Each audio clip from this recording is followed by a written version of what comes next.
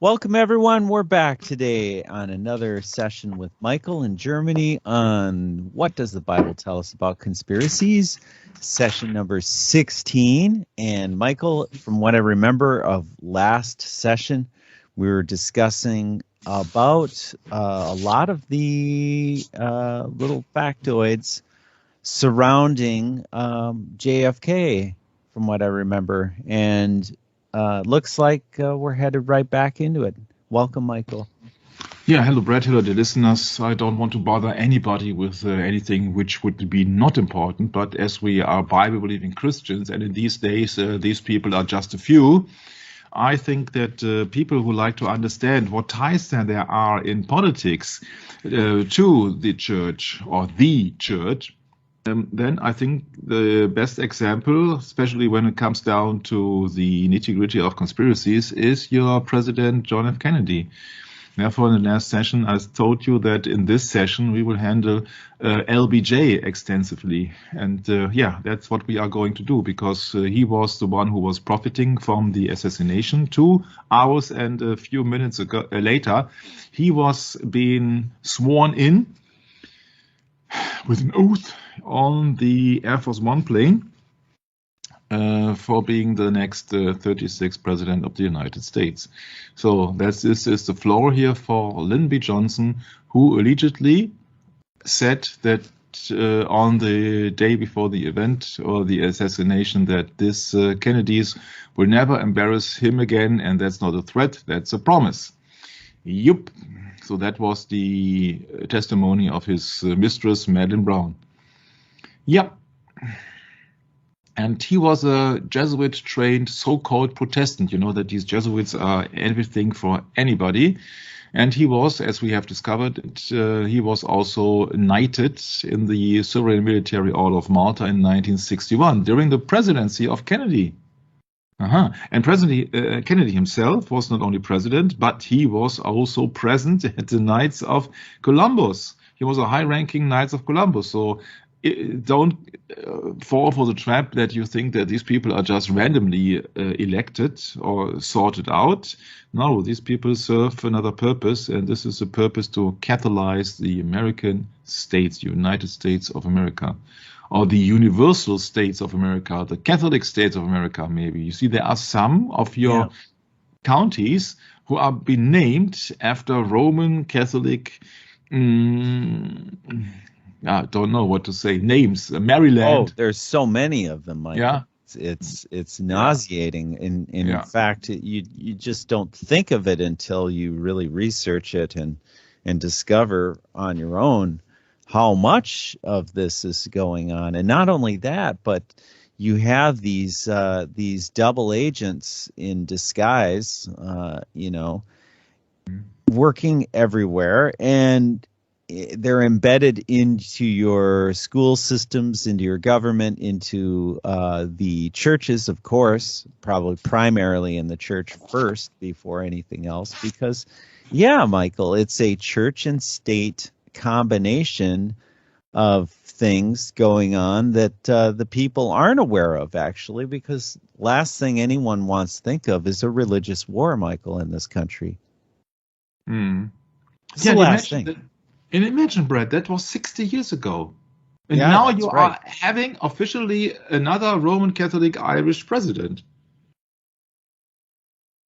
That's correct. Yes, we had an assassination of the first Roman Catholic president who actually turns out he was, probably very much aware of the real problem. And just like Abraham Lincoln couldn't really tell the people straight up, so he had to do it in his speeches and things like that. You can tell in the Secret Society's speech that, if you've heard before, is so interesting that he brought that to light. But anyway, Michael, I just think it's really important you bring that up. That we are being taught to be Catholic without our knowledge, in the sense of ratio studiorum.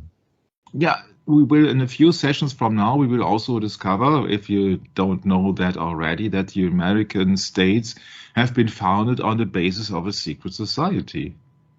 So what do we expect? To have a free country, the land of the free, the home of the brave, and the new world, or what? No, this is absolutely the same. It has just been founded under the disguise of the Roman Catholic Church, and you see that everywhere. You see that also with Donald Trump, and he's telling you right in the face. I think it was 2 years ago when he told you that he will fight any anti-Catholic biased opinion or something like this. Well, So and the thing of it is, you don't ever hear about those things, Michael, unless you listen to his appeal to the Catholic people. That's what makes this so difficult. Is it becomes more of a religious thing, and yeah, if you ask me, Michael, if you just walk up and down the street in any of the United States cities and you ask people about religion, they look at you like, who is this guy? Why do you want to ask me about what I think of,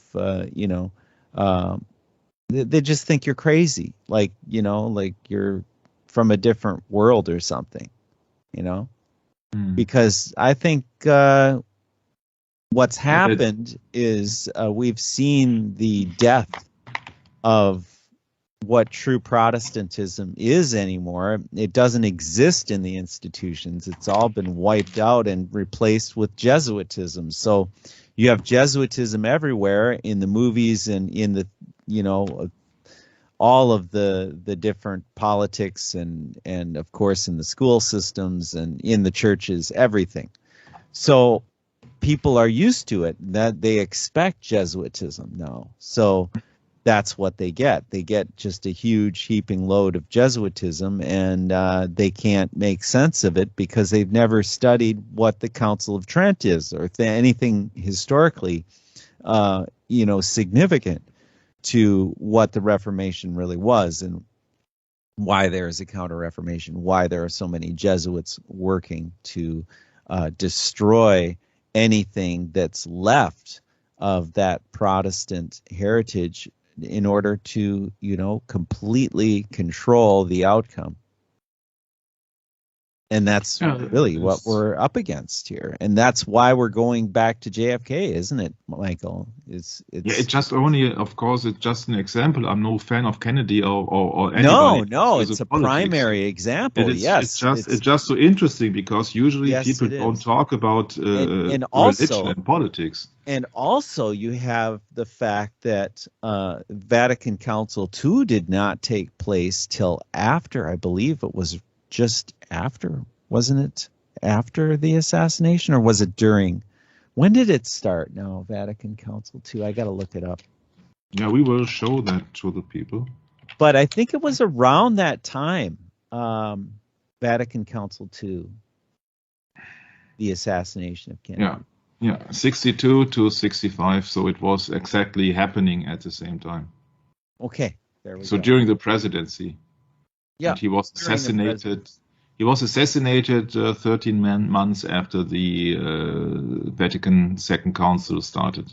Okay. So it was watch for this world. Yes, of course. Ecumenical councils, yes. Yeah. Mm-hmm. Yeah, there's a history behind ecumenism, Michael. A big history that, you don't hear much about, especially in your church, and you should. And really should. Every time it strikes me when you see the resemblance between the design of the St. Peter's Basilica and our Washington D.C. and every Capitol building in the United States. Yeah, and Capitol means the Temple of Jupiter. Yeah, it really means the capital of Jupiter. The capital. Meaning, I know from the etymology it means that. They don't tell you that. No, you're right. It says in the dictionaries too. A good dictionary will tell you that. Yeah, the Temple of Jupiter Optimus Maximus. Yeah. Yeah.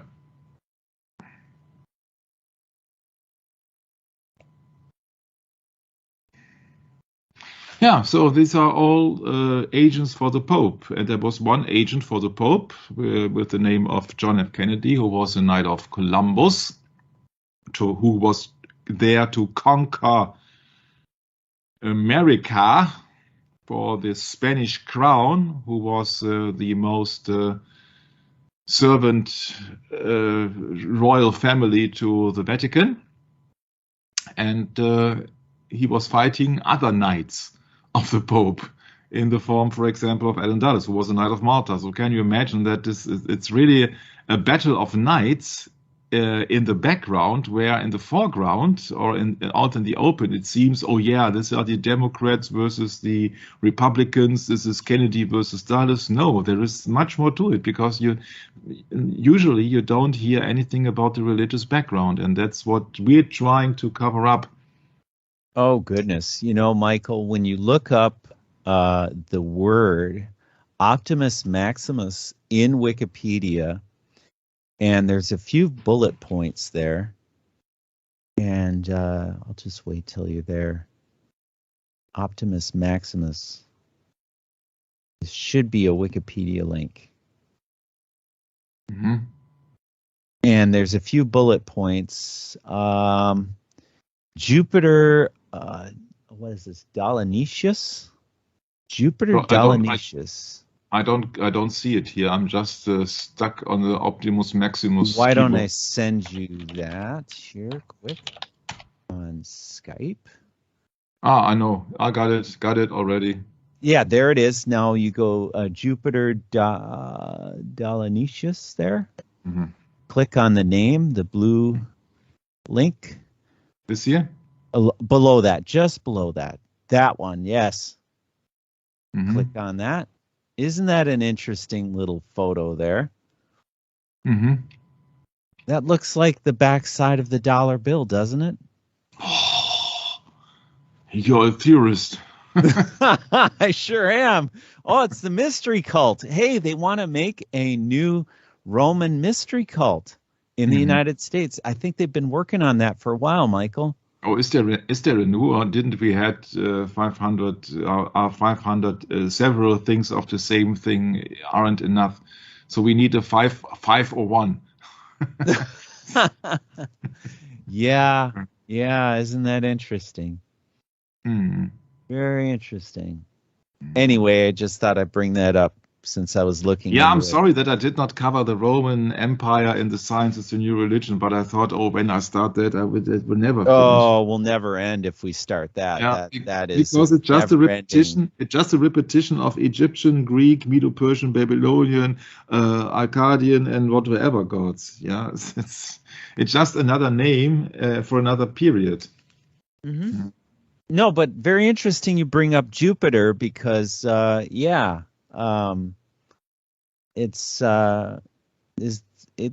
an ancient Roman cult, actually. Mm-hmm. So yeah, nothing new. I mean, that's what Mystery Babylon is all about, and that's kind of what the United States is modeled after, actually. Mm-hmm.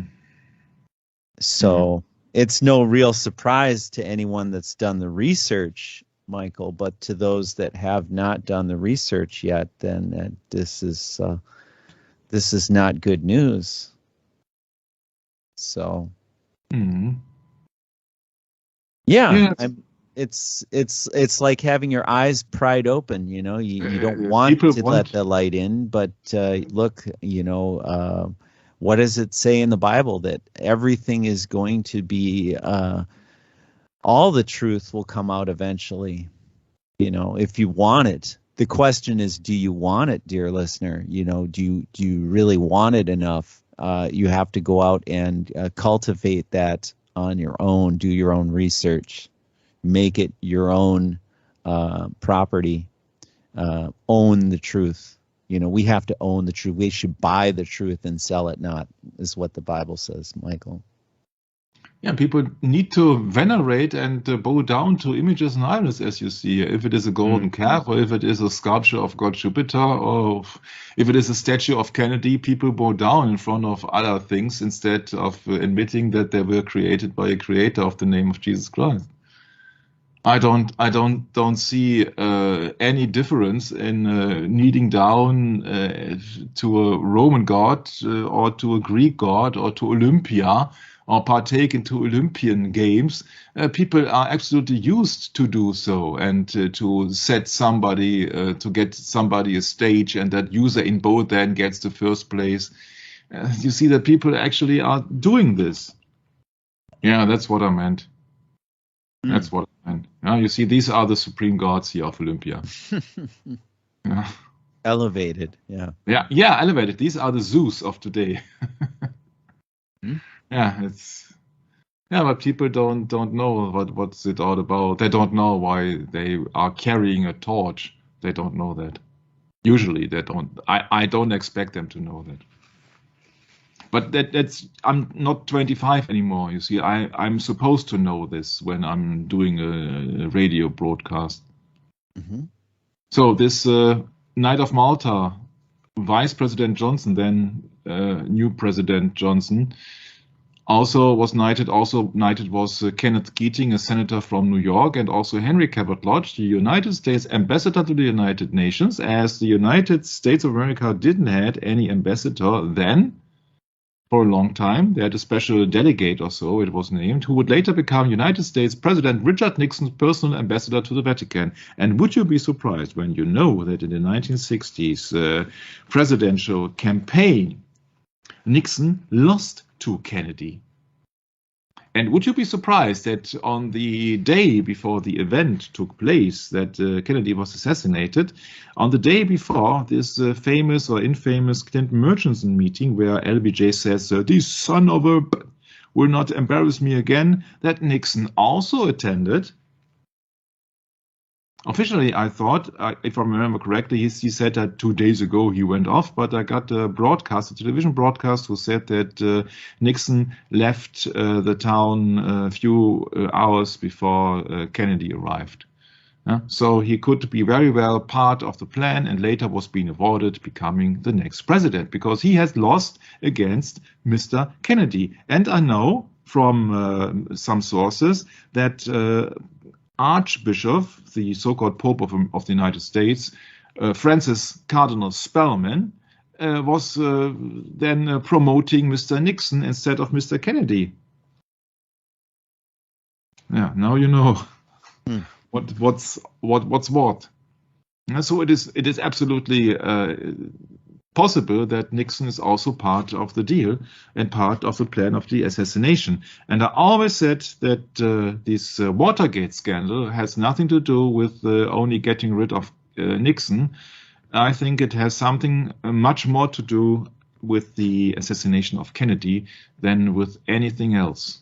So that was also a warning what happened place, because there were almost the same people involved in the Watergate scandal who were also involved in the assassination plot on Kennedy. But maybe that we will touch on a later session, because otherwise we will really need 250 sessions. So we know that Lyndon Johnson had been knighted in 1961.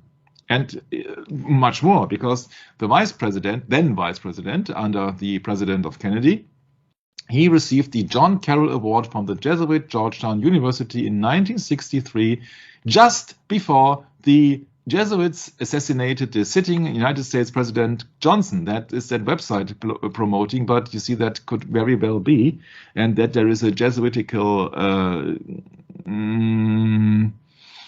tie to the assassination, for me, is 100% sure, and I will show you that in a few sessions. So he received also the John Carroll Award from the Jesuit University in 1963. What a coincidence, huh? What a coincidence. Yeah, smiling all over the place, and all over the face, and all over the place. Yeah, that was held in the same Waldorf Astoria Hotel in New York, where I think it is used to be to hold this Al Smith dinner. Correct. Yeah, absolutely correct. Yeah, and you see here the president of the Alumni Association, then Vice President Johnson, and Edward Bunn, S.J. Georgetown president. Was established, this award, in 1951 to honor alumni whose achievement exemplify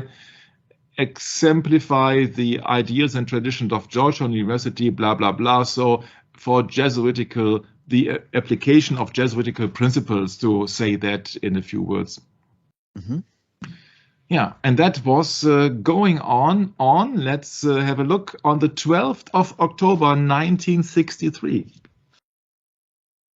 That means to the date of the assassination on the 22nd of November, these are just 41 days.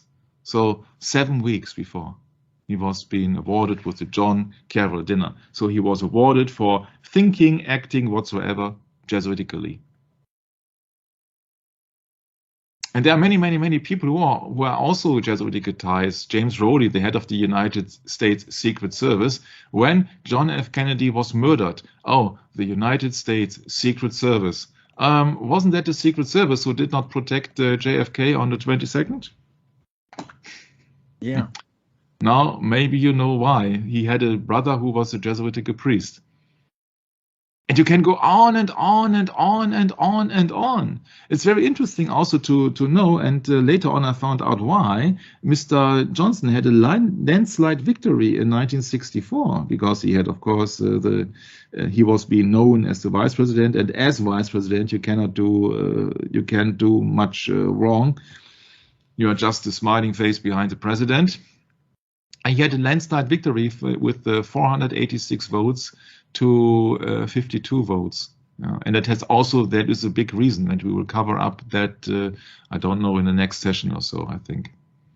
When we assume that the religious convictions of Kennedy was the major threat to the establishment, so to speak, so then every religious thing or decision is another path to the assassination.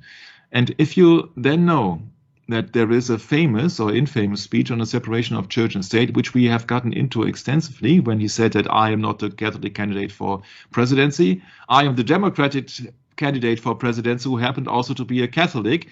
This website here assumes that this got him killed, being a liberal Catholic, and I would absolutely agree on that. But now you see there is a big difference, because despite of Kennedy, who didn't want to finance Roman Catholic Church by state money or by taxpayers' money, actually, the Jesuitically trained Lyndon Johnson passed the Elementary and Secondary Education Act in 1965. This got Uncle Sam giving billions to the Catholic schools. Yeah. I don't think that this will be covered in the usual John F. Kennedy documentation, but it is absolutely important that you know that Johnson did everything he could for the Roman Catholic Church, including taxpayers' money. While officially Protestant, he was educated by Jesuits at Georgetown and was sworn in on a Catholic mission as he took the oath of presidency after John Kennedy was murdered. Yeah. Johnson's war on poverty also gave billions to Catholic charities and Catholic relief services, violating the Constitution. Kennedy would have never committed such treason. That is absolutely spot on correct, because Kennedy was being criticized extremely by our very unfriendly Cardinal Spellman. On that regard, I think it was 3 days before his inauguration, he had much trouble with Spellman. And the nickname of Spellman is, by no coincidence, the American Pope. And now you compare, please, that picture with the picture you have maybe already in mind with the small chair and the big chair when John F. Kennedy met the Pope. And now the Pope is meeting LBJ. And yeah, you see? Birds of a feather. Yes. Flock together. Sure do. Pope Paul VI talking to United States President Lyndon B. Johnson during a visit in New York, October the 8th, 1965. Yeah? Now it is absolutely no problem that the American Pope is talking to the President. John F. Kennedy had a hard time in his presidential campaign in 1960, but that's how times are changing. Johnson's is everything for anybody. Yeah? Protestants on the outside and Montaigne Catholic on the inside.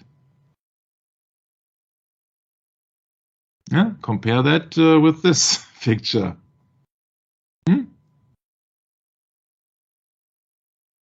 He likes to show everybody who's the boss of the world, who's the powerful man in the world.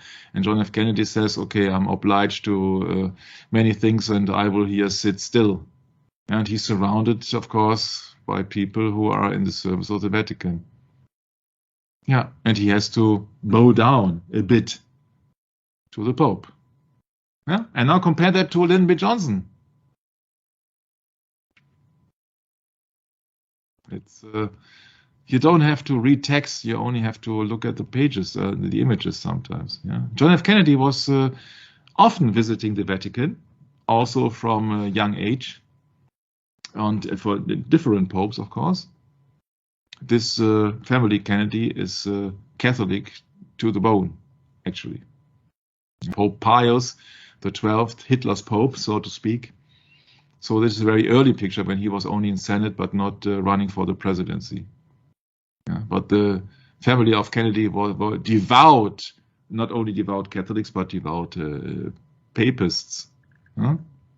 Yeah. But it's a problem because many people are serving God, but God, as we have heard from the general of the Jesuits, Arturo Sosa, God is a tricky word because how, which, what, and etc., etc. So that is which God we are talking about. Yeah? So this is heading towards to a united, unified, universal church. Oh, universal church. Mm-hmm. Where God is something for anybody, huh? Mm-hmm. Yeah, he also said that this current situation is no accident. When it is no accident, it means it has been planned. Yeah, so who are the crucified people of today? We will find out in the few years, I think. Yeah. And you can go on and on and on and on, but you only have to see that all these people have a different agenda in the background because they are serving the Pope. They are all serving the Pope. Yeah. The one is a Knight of Columbus, the other is a Knight of Malta, the next is a Knight of the Grand Cross of Order of St. Sylvester. Yeah. You see that General Thomas Power, commander of the United States Strategy Air Command, and his wife received papal honors from Archbishop Spurgeon at Omaha. General was invested as Knight of the Grand Cross of the Order of Sylvester, and blah, blah, blah, blah, blah. Yeah, you see all these people are knighted in the background. After they have done service to the Pope, to the papacy, to the Vatican. So that every time you run into a thing that a politician, an actress, a singer, or whosoever has been knighted, that means that he had done some service to the papacy. And there are many, many, many examples in the satanic media agenda and music agenda. I can tell you. I can think of one prime one right now. Yeah, you mean Phil Collins, I think. Bono of U2. Oh, and Bono, yes, of course. Yeah. Yeah. But you see that, of course, the man behind the scene is Francis Cardinal Spellman. You see that it is not John President Kennedy, but Francis Cardinal Spellman. So he bears his title even in his name. He's the Archbishop of New York. He's the high-ranking Roman Catholic of the United States of America. Now, and he's working together with the family of, or one member of the family of Rockefeller. Yes, birds of a feather once again. Once again. There are many, many, many people. You see that they are together in the same boat. Yeah. And he didn't swear on the Bible, which is not a bad thing necessarily. Yeah. But swearing is a bad thing after all. Yeah. Biblically speaking, yes. Biblically speaking, yes. Very much so. It's was it in the book of James, I think, yeah? Mm-hmm. I think too. We have swear not at all. Yeah. Yeah, so that's him. That's him on the first the official picture on the plane, as you can see. And that's the second more interesting picture. Then he was smiling together to somebody else. It does not look like people were sad about the assassination of Kennedy 2 hours later. Or weren't they? Yeah? Smiling, smiling, smiling. Yeah, benefiting. Ah, she became First Lady. Yeah, that's how the tables have been turned. 2 hours and 8 minutes later. He was sworn in. Yeah, and there are so many disinformation that Jackie Kennedy then had a brain splatter stain still on her suit and had the same dress. And I highly doubt that. I think that she had a second dress on, and that is not the only lie which has been coming forward when it comes down to the assassination date of John F. Kennedy. But this is here a congressman, Albert Thomas, winks at President Lyndon Johnson during the swearing-in ceremony on board on Air Force One. So this is Mr. Albert Thomas. Maybe it's just me, but this is not the face of a person particular in mourning. That looks more like, well, we did it, or we succeeded, or finally, or whatever you would like to interpret into. Yeah? That did not look like people were very sad and crying and handkerchiefs everywhere. No. By the way, Michael, that section in the Bible about swear not at all is actually in Matthew and in James. Yeah. Matthew 5:33 through 35 gives a really good example. Yeah, I know we talked about it already. Yeah, I know. Yeah, if you want to read it, please. But I know that I will actually, if you'd like. Yeah.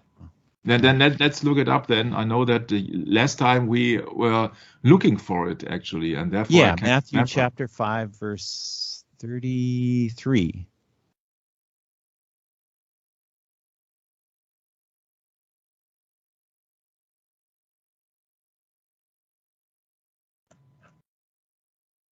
(33) through 35 reads, Again, ye have heard that it has been said of them of old time, Thou shalt not forswear thyself, but shalt perform unto the Lord thine oaths. But I say unto you, swear not at all, neither by heaven, for it is God's throne, nor by the earth, for it is his footstool, neither by Jerusalem, for it is the city of the great king. And then 36 goes on to say, Neither shalt thou swear by thy head, because thou cannot make one hair white or black, but let your communication be yea, yea, nay, nay. For whatsoever is more than these cometh of evil. Yeah, so 33 through 37, actually. Yeah, these people do not care for the Bible, you see, that these people care for power. Well, Catholicism is all about, political power rather than, a biblical truth. Yeah.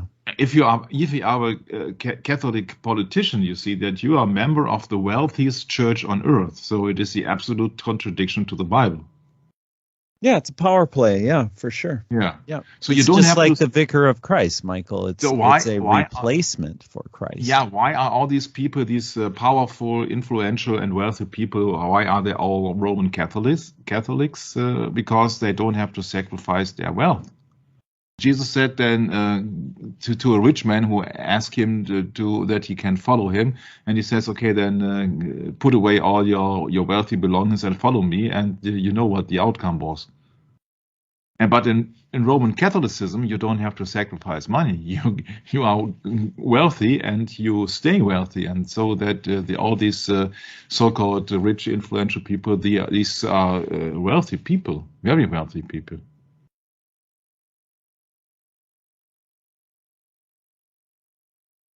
Kennedy said if he's elected, he will not bow down for the Vatican, so he will not obey the Pope. Because the Pope, on the syllabus on errors, for example, has condemned every worldly government. That's what JFK got killed. And people don't believe it. If somebody is now listening to that very session here, they won't believe it, but they have to believe it when I will present all the things surrounding the event of the assassination and afterwards. And then you will see that, oh my. If you don't compare or you don't connect politics with religion here, you won't get the truth. If you exclude God, you see that God is the fear of the Lord is the beginning of wisdom. Mm-hmm. That's right. That's right. So then we are going into this, into the thing of Mr. LBJ. Oh my, oh my, oh my, I can tell you. My, oh my, oh my, oh my.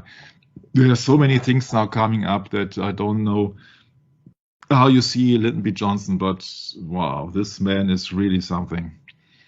And I'm not admiring him, but he is very straight. Yeah, he is very straight. You don't have to guess. He's very straight. He's so straight. Yeah.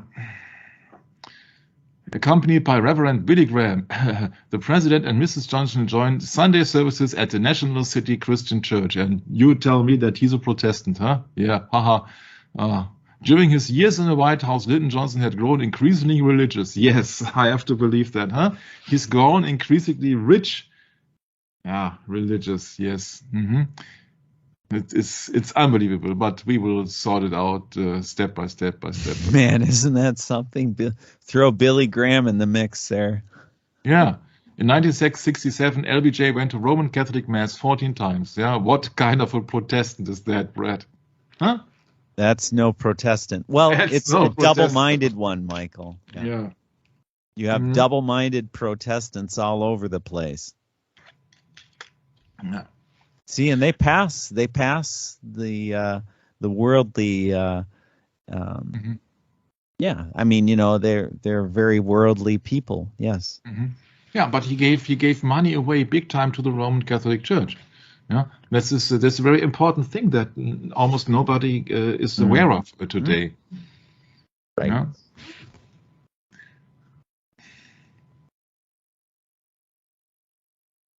Johnson enjoyed an amicable relationship with the Catholic hierarchy. They applauded his work for the poor and the old, yes, and appreciated his consideration of parochial schools. Parochial, schools in the Elementary and Secondary Education Act. But the Church had long held that the rhythm method, limiting intercourse to times when a woman was not fertile, was the only permissible means of birth control. The Pope has reaffirmed that position early in the year, and though the American clergy were not as conservative, the bishop regarded government birth control programs heavily. But the thing is that he has signed the Elementary and Secondary Act that paved the way for much money to the Roman Catholic Church, signing the giveaway to Rome Elementary and Secondary Education Act into law at April the 11th, 1965. A thing that Kennedy would never have done. Yeah, that's the thing, that he was supporting the Roman Catholic Church. He was attaining Roman Catholic Mass 14 times as a Protestant. Ha ha ha, what a joke of a Protestant then. Huh? Yeah. Yeah. Johnson said here, if that quote is correct, Johnson approved the act. He had called it the most important he had ever signed into law. Yeah. You see that if you receive the office of presidency with the support of the Roman Catholic Church, you then give something back in. Yeah, so that is my estimation. Okay, I cannot prove it because I cannot look into the heart and the mind of Mr. Johnson, but we shall know them by the fruits, and there are many, many, many, many fruits which will come up soon.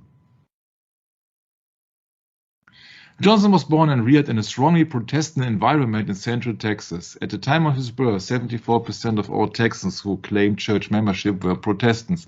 Yeah, on paper. The four most populous denominations which claim 70% of the Protestants were Baptist, Methodist, Disciples, and Presbyterians. Yeah, they will claim to be Protestant, yes, but this is just a claim then. This is just a claim then. Like his Baptist forebears, Johnson was a strong believer in the separation of church and state. Yes, that's why he then got the money from the taxpayers to the Roman Catholic Church, right? Yeah, that's theory and practice. 100 degrees in opposition. Yeah, it's just futile to go. But LBJ never wanted the church-state separation. On the outside, maybe, but he paved the way for the Roman Catholic Church. He even went to Roman Catholic Mass. What do you think? What his real beliefs are? When he was being a Knight of Malta, a Knight of Malta and a John Carroll Award by Jesuit Georgetown University. So this is all BS here. It's BS. Yeah, he was a Knight of Malta, and the Knight of Malta are being controlled by the Jesuits. So the Knight of Malta consider themselves, maybe, if you would like to say that so, doing the dirty work. The knights, the strike force, the soldiers, not the spiritual entities, not the spiritual exercises behind it, but the people who are really slaughtering people, the knights. They have a sword. They do not work with their mouth. Okay, politicians do, but you see that Johnson was heavily involved in the Vietnam War. And that was Sperry's war. That was the war of Cardinal Spellman. Yeah. That's the problem with it. Yeah. You also can cover that in the book of Avro Manhattan, a knight himself. The book is called The Vatican Billions. Quote, at the same time as the war on poverty created by Jesuit-trained Lyndon Johnson got underway, the federal government increasingly contracted with Catholic charities agencies to provide welfare services. What does the Bible say about welfare? Those agencies, imbued with their new faith in government's potential to solve social problems, eagerly accepted government money. Catholic charities received nearly a quarter of its funding from government by the end of the 60s, over half by the late 70s, and more than 60% by the mid-80s, where it had remained ever since. Big time. Money. Big time. That's the thing. Here, he says in the book Vatican Billions, Avro Manhattan, page 178, the most impressive of such Roman Catholic units are those in the educational and medical fields. Isn't that the problem today at medicine? Here, the Catholic Church has become truly not a nation within a nation, but a religious finance empire within the United States Federation. Her educational machine is operated from kindergarten to graduate universities via all the intermediary stages. Her medical machine from the humblest clinics to the most up-to-date, efficient hospitals. Yeah, it's all run on money, of course. If you don't obey the official doctrine, you won't be supported by them. Sure. This is a problem then. So, when Mr. Cardinal Spellman died on December 2nd, 1967, President Johnson lost one of the most ardent backers of his war policy. Johnson's arrival at the funeral was secretive for fear of demonstrations, because, of course, people knew that Johnson was one of the most responsible politicians ever for the aggressive Vietnam War, where thousands of people have lost their children. Not only on the side of the Americans, but also on the side of the Vietnamese people, please. Yeah. You see here, during Lyndon B. Johnson's administration, Congress passed and the President signed the Federal Elementary and Secondary Education Act, which siphoned an annual $286 million. Yeah, annual. 286 million. That would be, I think, a billion in today's money at least. Yeah, handing over money big time. Yeah, so many things when you look it up. So many things coming up. You can do 100 sessions about the entire finance of the Roman Catholic Church, which had been done with that act, where supposedly Johnson said it was the most important law he ever signed. Huh? Yeah, Mr. Johnson was not only a Knight of Malta, he also was supposedly a member of the Johnson City Lodge in Johnson City. Huh? Johnson, member of Johnson City in Johnson. Yeah, okay, that's quite logical, huh? But he only received the entered apprentice degree and chose not to continue with his Masonic work. Yeah, because there are other more important matters for him. Yeah. Yeah, and also Johnson has been visited by Martin Luther King. Martin Luther King, who had been visited by some Jesuits. Martin Luther King also quotes Saint Augustine and Saint Thomas Aquinas. So don't think that ever he would have achieved something else. You see that he was under the control, as far as I know, from the Jesuits as well.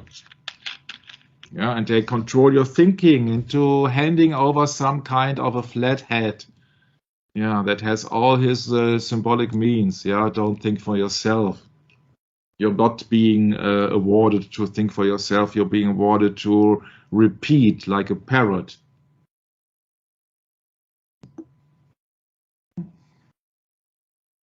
Yeah, this Martin Luther King. When you look upon some letters of him, letter from Birmingham jail here, for example, he is quoting here the terms of Saint Thomas Aquinas. Yeah, and this was a so-called doctor of the Roman Catholic Church, one of the high-ranking idols of the Roman Catholic Church, mixing up the holy with the profane, meaning the Latin Bible together with philosophy of the Greek. Yeah.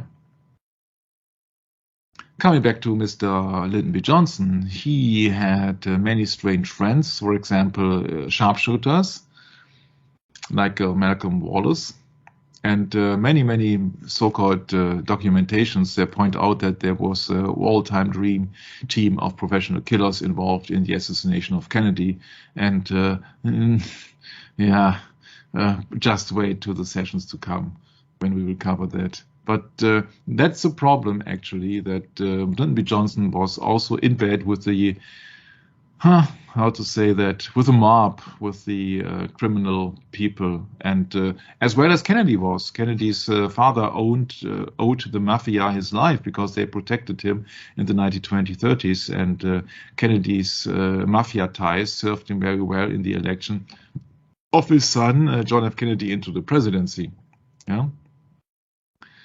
So it is correct that professional killers were being hired to kill the president, but that's just for another session. That has nothing to do with Lyndon B. Johnson, because Lyndon B. Johnson did not kill Kennedy, because he was just riding behind in a vehicle, two vehicles behind the president, actually. No? Behind the president was the so-called Queen Mary with the Secret Service guards. We know that the brother of the chief of the Secret Service was also a Jesuit priest, but that's just a minor issue here. So people have to be sure that John F. Kennedy died because they want to have the way for the Roman Catholic Church, quite obviously.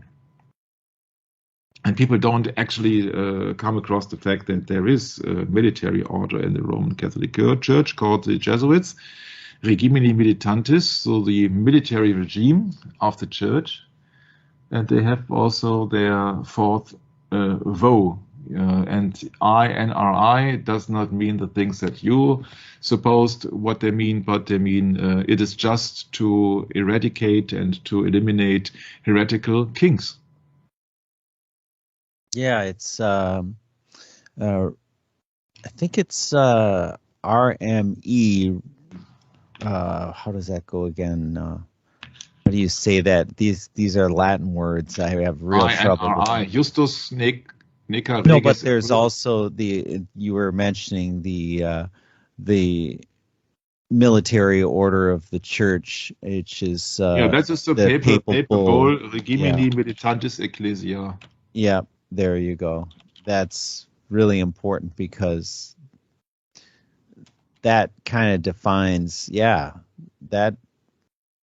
papal bull defines how the order was set up. So, 1540, that's the beginning of it all, isn't it, with the Jesuits? Yeah, and we have covered that they have to do it spiritually with the Ratio Studiorum and with their spiritual exercises, and also in the extreme oath of the Jesuits, where you find the what is this? Istum necar regis impius. It is just and how's it go? It is just and pious to kill heretical kings and princes. Heretical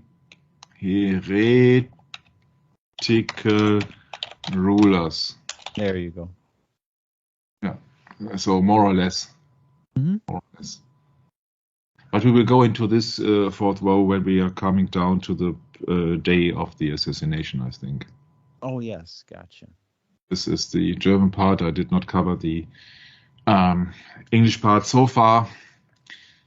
So this is just a documentary telling you and selling you, selling you all the different shooters from different buildings. And sure, yeah, I can assure you, according to my research, that did not happen. The other things did happen, and what things will happen will very much surprise you, I hope. Because Lyndon B. Johnson is here, or he is not to be seen here. Why can't we see Lyndon B. Johnson? Because he was ducking down on that very Elm Street where the assassination happened. That this picture has been taken seconds before the fatal headshot of Kennedy. So Lyndon B. Johnson's not to be seen, but yeah, that's quite on another thing.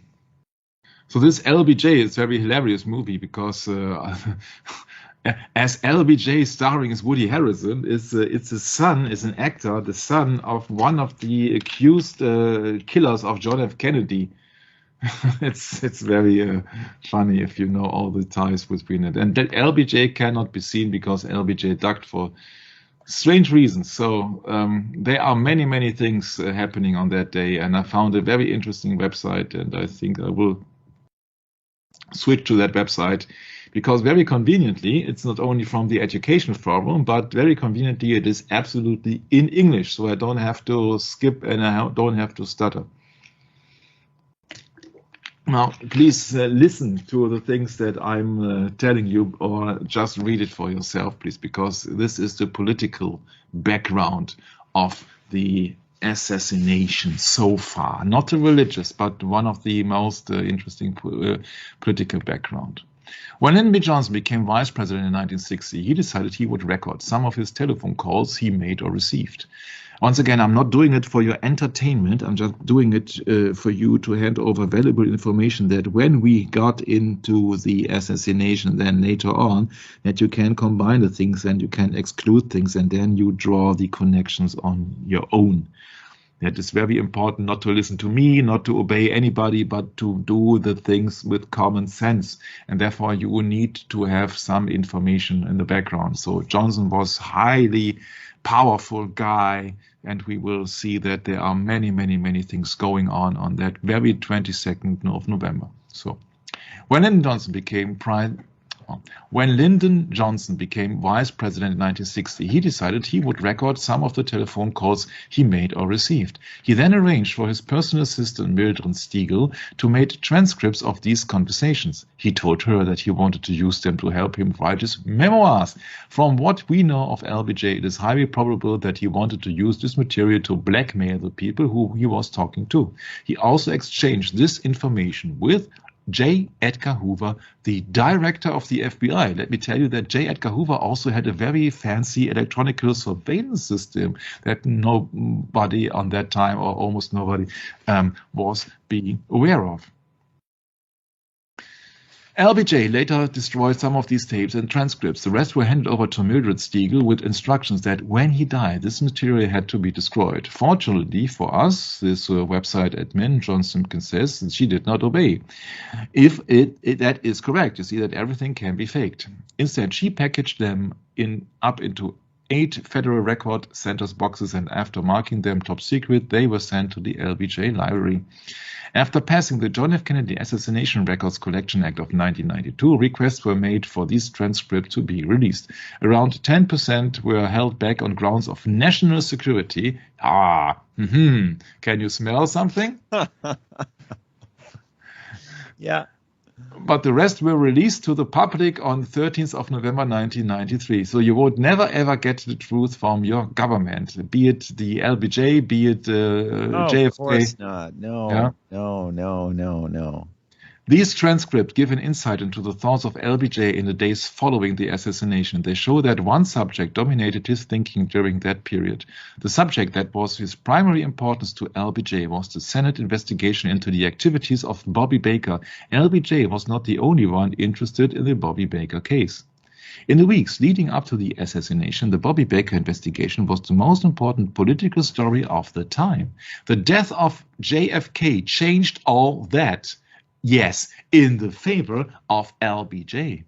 It also enabled LBJ to use his position as president to prevent the publication of details of his corrupt relationship with Baker. J. Evetts Haley, a Texas businessman, was the first person to publish a book linking the Bobby Baker scandal with the assassination of Kennedy. A Texan Look ex Linden was published in 1964. It was a bestseller, and it is claimed that in Texas only the Bible outsold Haley's book that year. In the book, Haley attempted to expose Johnson's corrupt political activities. This included a detailed look at the relationship between Johnson, Bobby Baker, and Billy Saul Estes. Haley pointed out that 3 men who could have provided evidence in court against Johnson, George Krutilek, Harold Orr, and Howard Pratt, all died of carbon monoxide poisoning from car engines. You see that in the old days, cars were not equipped with ceramic or catalytic converters, and therefore they had the emission of carbon monoxide. Nowadays, in the old days, they tell you that now they only are emitting environment-friendly carbon dioxide, which is CO2. But the problem is now that the scientists of the Vatican tell you that CO2 is the big climate killer. Yeah, I'm not making it. I'm not making it up. I'm not really making it up. Monoxide. If you use common sense, please. Yeah, if you use common sense, yeah, you see all these lies. Simplest molecule. Yeah. Yeah. So that carbon monoxide means 1 carbon and 1 oxide. Yeah. So mono means 1. So, and then if you add another oxygen, then you got carbon dioxide, dio. Yeah. So then that the problem is that many people were killed due to running cars in garage, and so that these cars were emitting high amounts of carbon monoxide. This was a poisoning method which was very famous, infamous, prominent, whatever you like to call it. Yeah, so that's the reason also why then cars were equipped with catalytic converters. I don't know if that is covered in here. Catalytic converter, so that these exhaust gases then were being emitted as produce carbon dioxide, so with 2 oxygen components. Yeah, but nowadays they tell us that carbon dioxide now it's a acided colorless gas. Sorry. And it occurs in Earth's atmosphere, but it's very dangerous. It's just only about 0.04%, but this is the absolute climate killer. Yeah, because every living creature which has the breath of God is exhaling CO2. And if you want to follow the so-called Club of Rome and ask yourself why that Club of Rome, please, is located in the city of Rome. Yeah.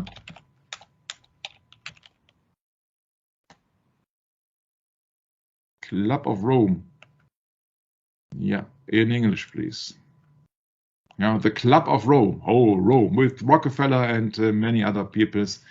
Yeah, and so they had a book printed in 1972, The Limits to Growth. Yeah, and so they will claim that the problem is an overpopulation. Because that overpopulation. Yeah. Overpopulation will then be responsible for the emission of CO2. Isn't the Club of Rome a think tank? Yeah. Yeah, it's a think tank. Yeah, great. Just what the world needs. Another think tank, eh? Yeah, wasn't tanks the things that carried soldiers and killed other people? Yeah, right. Wasn't tank, huh? Yeah. Yeah. There are other people too. There is some strange guy here who has a strange formula. I don't know if I can cover that here. Formula equation CO2. Yes. Yeah, that's the thing. Forbes released a math formula that will solve all your problems. Yeah. Or created. Yeah. Or created. Where is that formula? Come on, Billy boy. Where is that formula? Show me that formula. Show Daddy the formula. Yeah, that's the formula. Yeah. People by services, by energy, by CO2 is the total amount. And if you want to reduce the total amount of CO2 or to get rid of any emission of CO2, then you have to get rid of energy per services or services per person or of people in general. And not only people, but also animals. I don't want to spoil your evening, but you see, that is what we are, in my humble opinion, are facing. And of course, people does not include him. I could bet.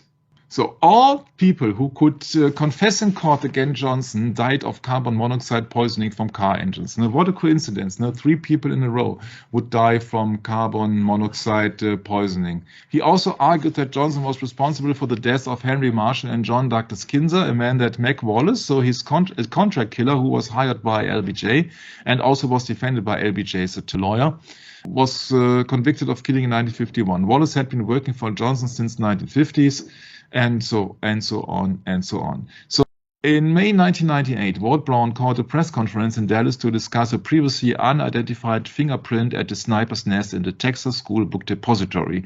Very interesting, huh? So that 35 years later, they find his fingerprint. Yeah, sure. We have to believe that, huh? You have to believe that. This fingerprint has now been identified as belonging to Wallace. That does not necessarily mean that Wallace did a shot from that building. It just means that his fingerprint was found there. It does not necessarily also mean that he was up there. It just means that they found a fingerprint. So that is not a final proof of anything. Haley also suggested that Johnson might have been responsible for the death of John Kennedy. Johnson wanted power, and with all of his knowledge of political strategy and his proven control of Congress, he could see wider horizons of power as vice president than as Senate majority leader. In effect, by presiding over the Senate, he could now conceive himself as virtually filling both high and important positions, and he was not far from wrong.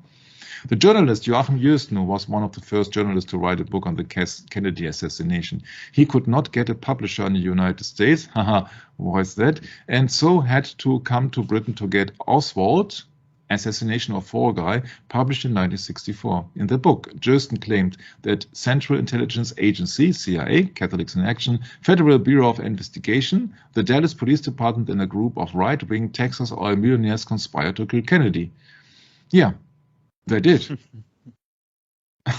But the more interesting subjects are excluded here for several reasons.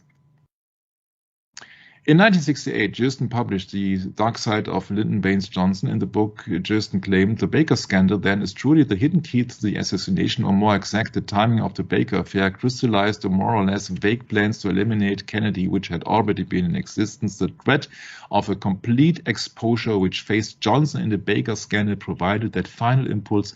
He was forced to give the go-ahead signal to the plotters who had long been waiting for the right opportunity. We now know that during the period, the FBI and CIA were putting out rumors that Jösten was a KGB agent who was attempting to undermine the United States government. But that is not so interesting here. That is not so interesting. So here, continuation here, please. At the age of 14, Baker became a page in the Senate. He was befriended with Lyndon B. Johnson and eventually became secretary to the Senate Majority Leader, so LBJ. At this time, he obtained the nickname Little Lyndon. Harry McPherson, a Johnson aide, described Baker as he was very smart, very quick, and please help me out here, indefatigable. I'm trying to. Oh, yeah. Yeah, that's a difficult word there. Yeah, I can't help you much there, Michael. So he was indefatigable, and you make up that word on your own, please. Just word all the time. He was already running. He was always running someplace to make. It's kind of like indefeatable, but I don't know what it is actually. I don't use that word. Indefatigable. I don't know. Yeah. Johnson also used Baker to obtain political information. He told him, watch their hands, watch their eyes, read eyes, no matter what a man is saying to you, it's not important as what you can read in his eyes. Yeah, what did we read in the eyes and in the gesture of LBJ when he was being sworn in with his oath that he was pleasant? It was pleasant for in his eyes, huh? Mm-hmm. Yeah. Yeah, and so that is the Bobby Baker affair. So that could have brought LBJ down politically and even could have brought LBJ down to jail. Yeah, so that was a very, very, very big problem for LBJ, which solved, disappeared, vanished into thin air after the assassination on President Kennedy. That's the thing. Yeah, J. Edgar Hoover also is not in bed, sorry, but connected to the organized crime, the mob. Yeah, but everybody was. Yeah, LBJ was, JFK was, everybody was in bed with the mob. And who's in bed with the mob also? Well, you see that the mob originally came from Italy, doing the dirty work for another state in Rome, by the way. Yeah. In the 1950s, Bobby Baker was Johnson's key political advisor. Yeah, and so this Baker convinced Mr. Johnson to take the job as a vice president because actually initially Johnson wanted to run for office on his own, but he couldn't do that. Yeah, and if Kennedy would have been defeated, Johnson could have blamed on Kennedy's Catholic religion and be the likely victor in the attempt to be the Democratic Party candidate in the 1964 election. He could not and would not and should not run for the presidency because he was, in an instant, president, yeah, due to the assassination of Kennedy. Baker remained as Johnson's secretary and political advisor when Johnson was being the vice president. He continued business with Levison Giancana, so with the mob, etc., etc., etc., etc. Baker has also established a cooperation with other peoples, and so they were having money and ties and business ties, etc., etc., etc. Rumors began circulating that Baker was involved in corrupt activities. Although officially his only income was that of a secretary to the majority in the Senate, he was clearly a very rich man. Baker was investigated by Attorney General Robert Kennedy, that is, of course, the younger brother of JFK. He discovered Baker had links to Clint Murchison, that's the very oil millionaire, where the meeting allegedly took place, where LBJ and Nixon then were meeting together, and where LBJ then taught his mistress that they want to get rid of Kennedy. He discovered Baker, so Robert Kennedy discovered Baker had links to Clint Murchison, yes, that oil millionaire, and several mafia bosses. Evidence also emerged that Lyndon Johnson was also involved in political corruption. This included the award of a $7 billion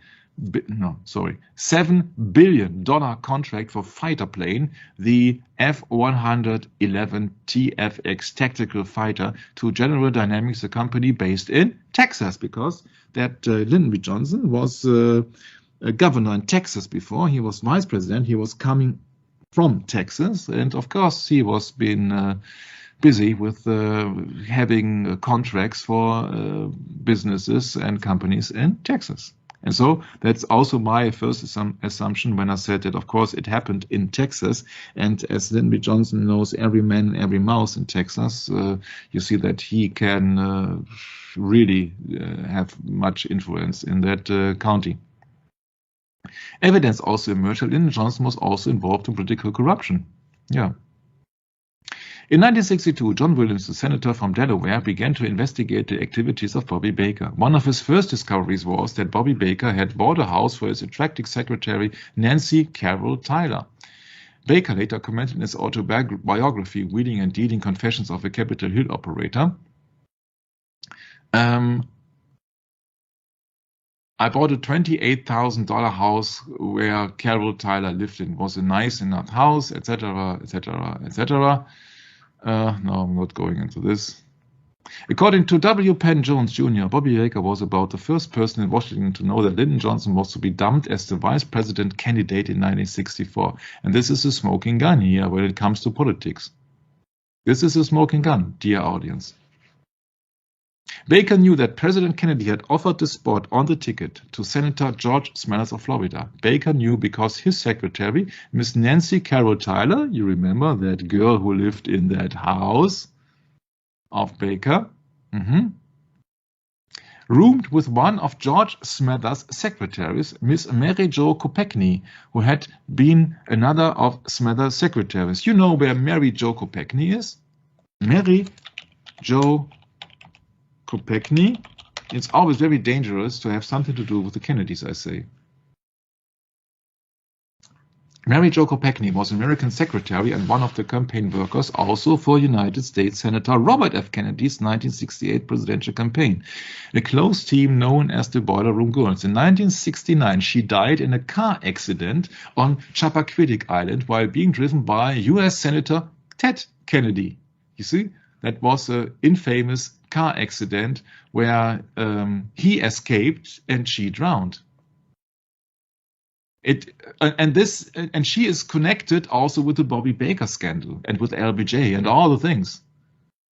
Yeah, so that is the very headline here from the heyday of Ted Kennedy, and also that what, in my humble opinion, that was what excluded Ted Kennedy from presidency. It is very dangerous to be together with the Kennedys because there is so much going on. And it's up to you if you consider this as an accident, okay? It's up to you. I didn't go into this. I'm not interested in the usual gossip. I'm only interested in the things who really are behind the scenes. And it seems to be that the major thing was that Johnson then knew on the 22nd of November when the assassination took place, he knew that he wasn't on the ticket when Kennedy would be elected or re-elected in 1964. That's the key thing to consider here. Yeah.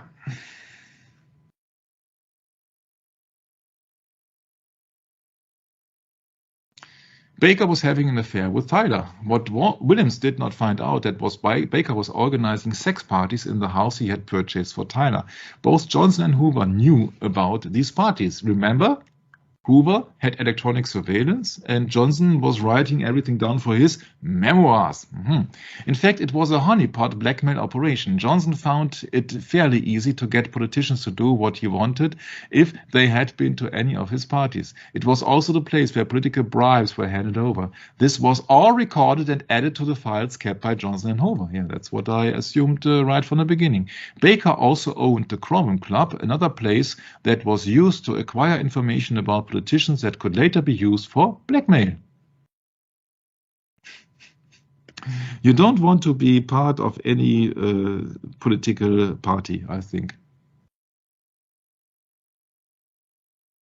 Johnson used people like Baker, Walter Jenkins, and Fred Black to pay money to these politicians. Once they had received money from the sources, they became under Johnson's control. In return, they got positions on important Senate committees. However, they always had to vote the way Johnson told them. According to Anthony Summers, The Secret Life of J. Edgar Hoover, Bill Thompson asked Bobby Baker if he would arrange the meeting between Ellen Romage and JFK. Baker later said that Kennedy sent back word it was the best time he ever had in his life. That was not the only time. She saw him on several occasions or other occasions. It went on for a while. Baker then told LBJ and Hoover about Kennedy's relationship with the German girl Ellen Romage. In July 1963, the FBI, meaning Mr. Hoover, questioned Romage about her past. They came to the conclusion that she was probably a Soviet spy. Hoover actually leaked information to the journalist Courtney Evans that Romage worked for Walter Ulrich, the communist leader of East Germany. When Robert Kennedy was told about this information, he ordered her to be deported. And you really think that LBJ as the vice president was a smart move by Kennedy? I can tell you that as much as I have found out, they only wanted to be part with the LBJ that they got the votes from the southern states, especially from Texas, because Texas has got many influence in the American Senate. Yeah. The FBI has discovered that there were several women at the Chrome Club run by Baker who had been involved in a relationship with leading politicians. This included both John and Robert Kennedy. It was particularly worrying that this included Mariela Novotny, 17 years old, and Susie Chan, 18 years old. This was a problem because they both had initially came from communist countries and had been named as part of the spy ring that had trapped John Profumo, the British War Minister, a few months earlier. Kennedy told J. Edgar Hoover that he personally interested in having the story killed. It also explains why he asked his ambassador to London, David Bruce, to give him daily reports on the Profumo case. This is politics. There's nothing to do with being a representative of the state or to do anything for the people. It's just power against more power and to achieve more power or to stay in power or to have much more money. Yeah, if you are in power, you want to have more power. You see, we can go endlessly into this thing. But what really is interesting is that Johnson knew on the day of the assassination that he would be replaced, that he would not be on the ticket. So there was one guy politically who could lose all, including his freedom, or gain everything, and that is LBJ. If Kennedy was not in office anymore, then it would absolutely wipe out the problem with the Baker scandal, because it was just a game behind the scene between Kennedy and LBJ. And the Kennedys wanted to get rid of LBJ. And yeah, you know that who got rid of whom. It's a very interesting article here. It's from the Education Forum. I don't want to go endlessly into it, but it's really interesting. I have read it completely. And it is very interesting that you really see that was going on behind the scenes 60 years ago. Can you imagine what's going on today? I don't think that you want to know what's going on today. Who is paying which and what scandal is striking this and what scandal is striking there. Yeah, but it's about big money here. It's about big money. It's also about the big money when it comes down to the Vietnam War. There were millions or billions at stake. On stake. Yeah? The suggestion is that in November 1963, so during or before the assassination took place, JFK was being blackmailed by Baker.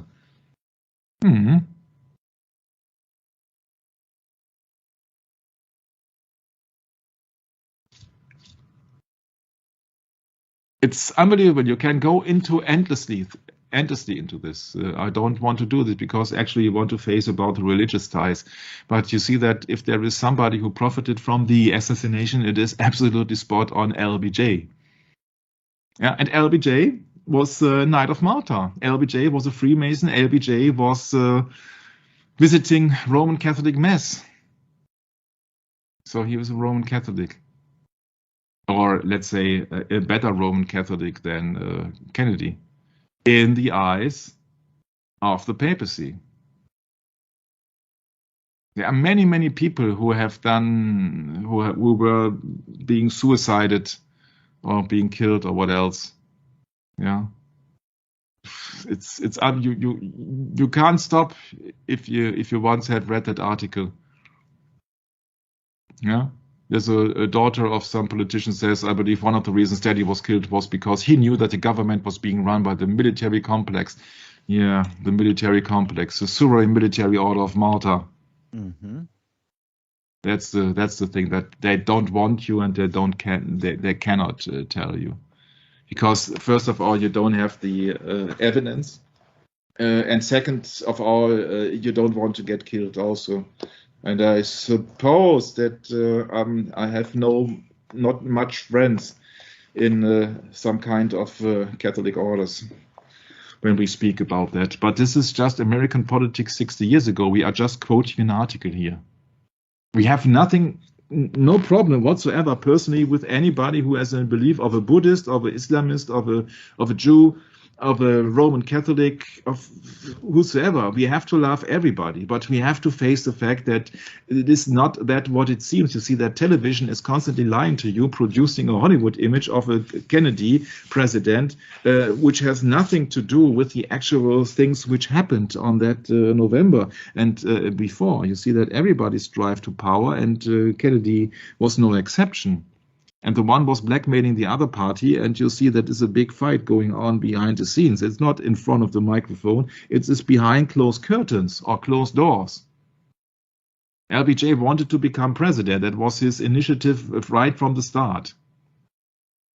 And so you see that Kennedy has gotten in the way, especially when Kennedy threatened to push LBJ down the pit with the Bobby Baker scandal. So there has to be something to do with that. And you see that when J. Edgar Hoover, as the FBI, is working together with Johnson, and Johnson's the one who is officially setting up the Warren Commission to then research the assassination of Kennedy, you see that you can only constantly shake your head, because also the J. Edgar Hoover is the director of the FBI, the Federal Bureau of Investigation. Yeah, can you imagine when there are two bodies together, the one is the arch enemy of Kennedy and the other has been angered by Kennedy big time, it's J. Edgar Hoover, then you can imagine that these two have absolutely no sense in clearing up anything. You see, the Federal Bureau of Investigation, yeah, so they are collecting all the evidence,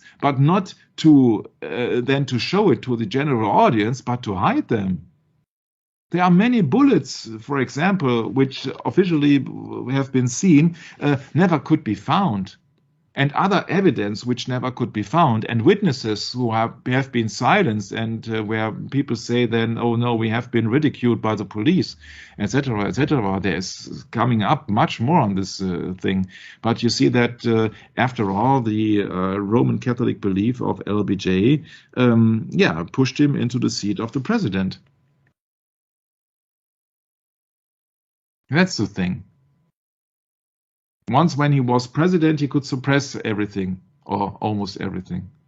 And then he had the help of the FBI. The FBI was responsible for all the collection of the artifacts, of the evidence, of the things surrounding the assassination of Kennedy. So that is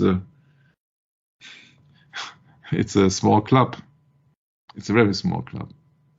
Yeah, and so that people here presume that because they do exclude religion on that occasion here, they really think that this Bobby Baker scandal was the epitome of the reason of the assassination to Kennedy, and it has been done by the CIA with the support of LBJ, who profited then 2 hours later with the inauguration of being the 36th president. Yeah. You cannot make it up. You see that everybody knows something, and they have gotten rid of so many witnesses too. It's a very interesting page and very interesting article here with many links on it. The date of November the 22nd was spot on for several reasons, also political reasons. But in my humble opinion, as we are Bible-believing Christians, Brett, the religious reasons are far more important than any other things, because just the political reasons and the money and the power you receive is just the like Judas Iscariot received the 30 coins of silver. Yes. Yeah. And I think that we have spoken enough of this episode on Lyndon B. Johnson, I think, because we will go catch him another time, another place, another date, and you will see that how interesting it will be when we go into several things which happened that day. From the book, Evelyn Lincoln, so the secretary of Kennedy and Johnson, she wrote a book called Kennedy and Johnson. That is the big alarm bell here. That is that book, Kennedy and Johnson, Evelyn Lincoln. She says, have to enlarge it a bit here, sorry. She says, he had talked about Kennedy. He had talked and I listened, but I did venture one question. We had not seen Mr. Johnson since he had left for Texas in late October. Now I asked, who is your choice as a running mate? He, speaking of JFK, looked straight ahead and without hesitating, he replied, "At this time, I'm thinking about Governor Terry Sanford of North Carolina, but it will not be Lyndon."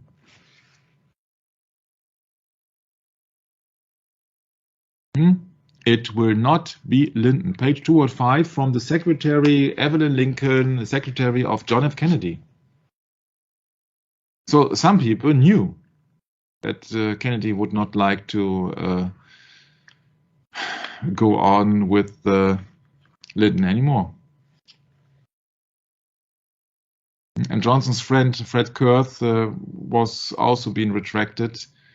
And also McNamara, the Minister of Defense, was being connected to that scandal there. So there was much going on. Another alarm bell here is that Ellen Romich girl. Sexual relationship with Kennedy. You see that many people would, or many women would have loved to have a sexual relationship. That is not necessarily proof. But that is a scandal here, which is also very interesting because of one thing. This Mr. Baker, he happened to be the initiator and treasurer of the Quorum Club. And of course, Ellen Romich met John F. Kennedy there. She was as pretty as Elizabeth Taylor. She was married to a sergeant in the German army. So it is, of course, a violation against one of the laws of the Ten Commandments of the Old Testament. But of course, they introduced Mrs. Romich to Kennedy, and presumably they both had a nice time. But then, of course, she was deported. Yeah, but she was not in Dallas when the assassination took place. Let me assure you that, because you see that Mr. Kennedy was on a campaign. Yeah, so this is a picture from December 1960 when he was just elected president. You see, that is a picture you need to get elected or to get re-elected. You do not need pictures with long-legged blonde or so. You need a picture with the people that you want to be voted from. So this is, you really need a picture which suits families so that you get elected president and or re-elected president on that behalf. The Kennedys and their son at christening. Yes, christening, yes. Yeah, and of course, Christmas Carol, and of course, a few days before Christmas. Yeah, these are all Roman Catholics. So I'm closing that session here. I'm closing that session with that remarkable picture here that you won't see much often here, with the smile from the Congressman Albert Thomas to LBJ, and the kind of a small smile from Lady Bird Johnson happened to be the First Lady. At the moment when LBJ is sworn in office as the president, she automatically, without being elected, of course, she was the First Lady. So everybody's smiling. Almost everybody is smiling here. At least on the side of LBJ. Albert Thomas is his name. Albert Thomas. Winks back at the quickly smiling LBJ as he is being sworn in to be the next president of the United States on the airplane Air Force One, while the grief-stricken Jackie Kennedy stands next to him. Okay. This Albert Thomas is a protege of Texas Senator and later President Lyndon B. Johnson. Yeah. And there's also something, because now you see that Thompson with a bow tie and stands here swearing at the United States President Lyndon B. Johnson. So Thomas not only was a member of the Senate, but was also a member of the Suite 8F group, a group of influential businessmen that included his college roommate at Rice University, George F. Brown. But what's about the Suite F group? Who's been member there? It's John Connally, governor of Texas. That's the guy who sat right before Kennedy in the car when Kennedy was assassinated. Also, Lyndon B. Johnson, also a member of the Suite 8F club.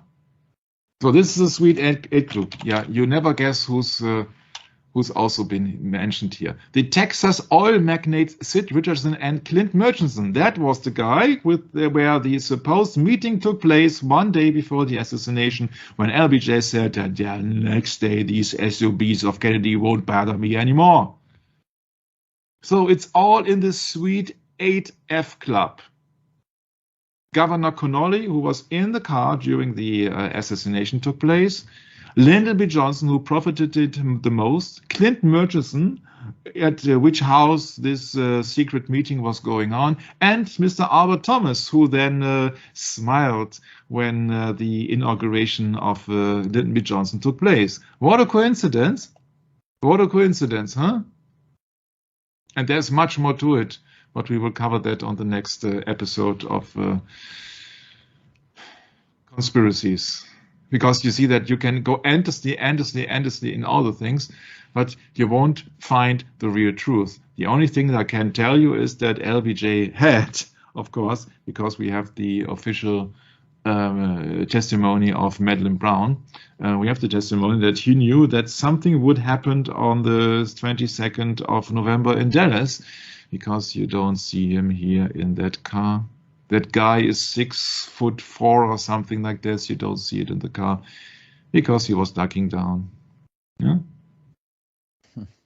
In that famous picture here, it has been colored here, Kennedy can be seen reacting to being struck by a projectile in the throat. That's the official explanation. While Secret Service agents John Reddy and Paul Landis, riding on the exterior on the passenger side of the follow-up car, can be seen gazing behind them over their right shoulders.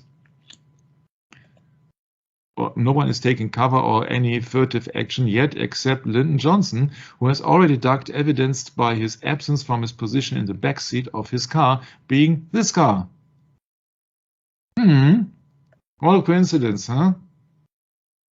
Yeah. A tale later was crafted that Agent Rufus Youngblood leapt into action from the front seat, pushing Johnson down in the back seat and covering Johnson with his body. Youngblood even received a medal for this supposed act of bravery, which most likely never did happen. Here's how Lyndon Johnson described it to the Warren Commission. Yeah, and this is the last part, but it is very important. Lyndon B. Johnson to the Warren Commission, the own commission which he himself set up. With the head is one of the guys is the next one of the next president, Gerald Ford, and the other is the Serenity Knight, Military Order of Malta Knight Alan Dulles, who had been pushed out of the office by John F. Kennedy.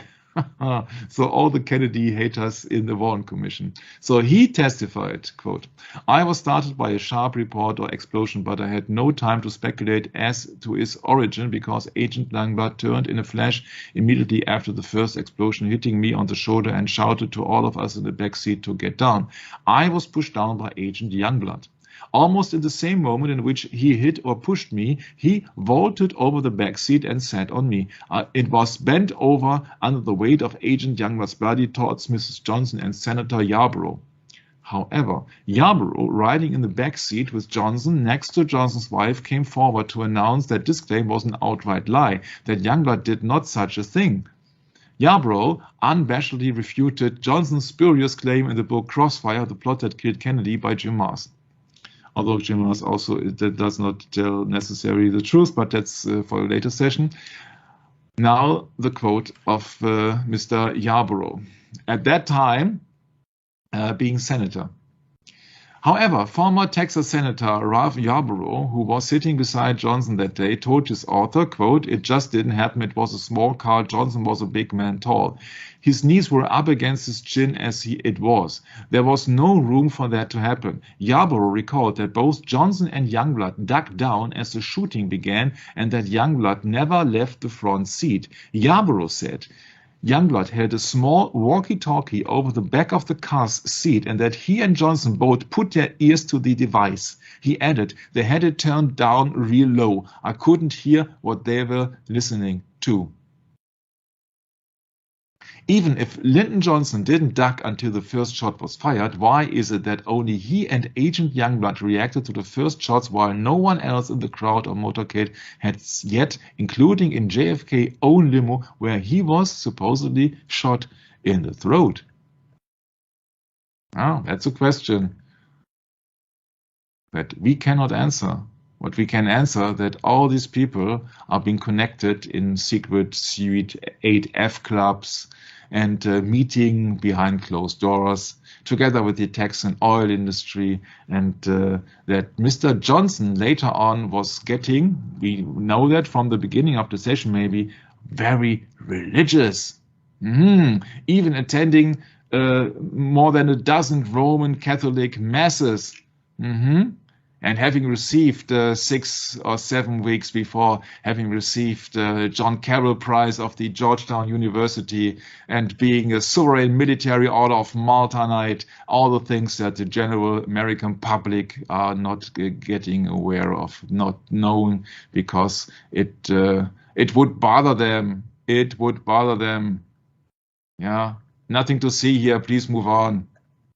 Yeah, these are only the official pictures. You have to see that from the mass media, CBS, NBC, and all the things. Yeah, this is the media. This is the things you are supposed to see. Don't question anything. Please obey the authorities. And that's what this session comes to an end. And I have talked so many things about LBJ. I said right from the beginning, he's a straightforward guy. You don't have to question him. It's quite obviously, look at the fruits of the people when it comes down to their real meaning. The real meaning is that LBJ was a much better or much more suited in the eyes of the establishment, much more suited and much more Catholic president than John F. Kennedy ever could be. Thank you very much for having me. Until the very next time, I'm handing it over to my beloved brother, Brett. Thank you, Michael. Yeah, very interesting how this history has shaped our politics today. And yeah, that's the truth. You don't really get presented with anything close to the facts. They just want you to be double-minded like them, and that's kind of how this whole thing works. Is you may have a few questions that might lead you to some kind of truth in your own study, but the overall general public view has always been blocking that information, suppressing that information, and only allowing, absurd things to enter your mind, like the magic bullet theory and things like this. So, yeah, Michael, I'm just so confused by the whole thing, of course. And that's kind of how it is. Life in America is it's planned that way. Actually, it's part of the whole purpose is to keep Mystery Babylon going, as far as I'm concerned. And that's kind of how it works. And of course, if you don't know what Mystery Babylon is, well, just read the book of Revelation and figure it out for yourself. It's pretty easy, actually. That there was a Babylon a long time ago, and now there's a new one, and it's called Mystery Babylon. And on her forehead is written the names of blasphemy. So, yeah, what more blasphemous things could you get than a man that calls himself the Holy Father? That's total blasphemy. But, of course, when you're speaking in these terms these days, people don't take that seriously. It's just the title of the Pope. Just get over it, right? Yeah. Well, the Protestant viewpoint never did get over it. It's just that they had to completely eliminate it with people like Lyndon Johnson, who claims to be Protestant but is actually Catholic. So, yeah, it's always a matter of doing your own research, Michael. It just always is, always will be. So I think that fact will not diminish in the future. And we're just headed for more confusion in this land of, modern day Mystery Babylon. No more facts, just more confusion, more disinformation. That's what this is all about. Just keep the people fooled into thinking that Lyndon B. Johnson is actually a Bible-believing Christian when he actually uses a Catholic missal and swears on that. Yeah, that's something very interesting.